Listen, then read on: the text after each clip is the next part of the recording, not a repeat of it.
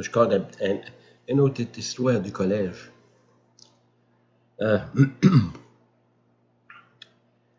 Jean-Yves Mallet et Cyril Mallet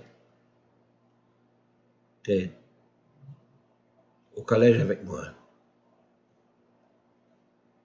Et puis, une journée, ils ont décidé que ce serait une bonne idée de prendre une poubelle pleine d'eau puis me le mettre sur la tête. De l'eau glacée, là.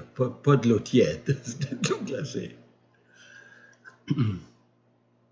Ouais, ça fait que moi, une journée, j'ai pensé,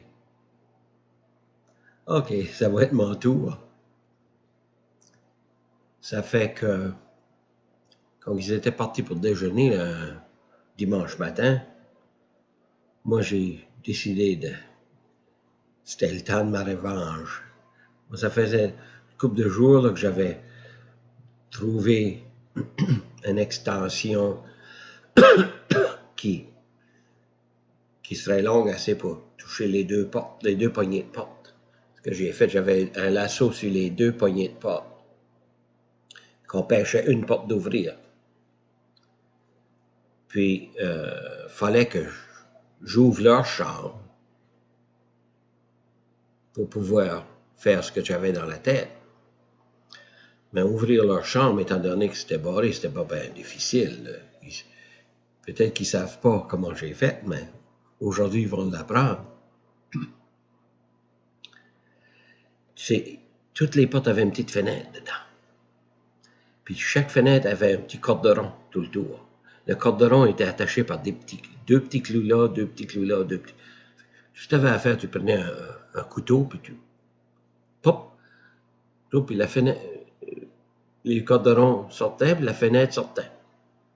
Donc, tu mettais ton bras en dedans de la chose, puis tu pouvais ouvrir la porte. Quand j'ai ouvert la porte, j'ai fait la même chose avec la chambre qui était de l'autre côté du couloir d'eux autres. J'ai tout pris, leur lit, leurs chaises, Il y avait absolument rien qui restait dans leur chambre. Okay? J'ai tout nettoyé. Puis je l'ai mis dans la chambre d'à côté, du corridor. Puis là, j'ai été chercher. J'ai pensé, ben OK, vous m'avez donné une douche avec votre poubelle. Fait, moi, j'ai été chercher une autre poubelle d'eau, puis je l'ai mis dans leur chambre. 2 poubelles d'eau. Non, pas assez. 3 poubelles d'eau. Puis là, j'ai calfeutré la porte pour être certain que l'eau ne sortait pas dans le corridor. Puis j'ai fermé la porte, remis la fenêtre avec le corderon.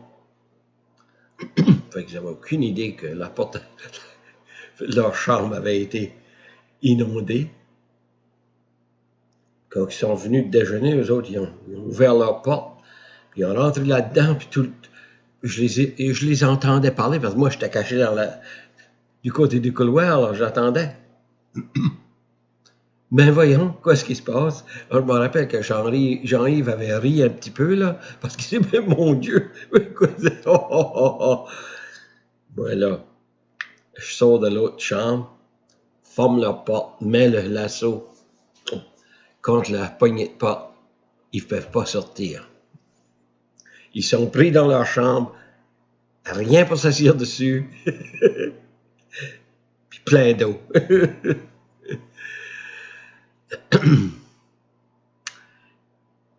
T'en rappelles-tu de ça, Jean-Yves puis Cyril? Ça vous apprendra de me dumper une poubelle d'eau sur la tête. Ah, mais on a tout le temps été des bons amis quand même. C'est tout ce qui compte. Mais on avait eu du fun, hein?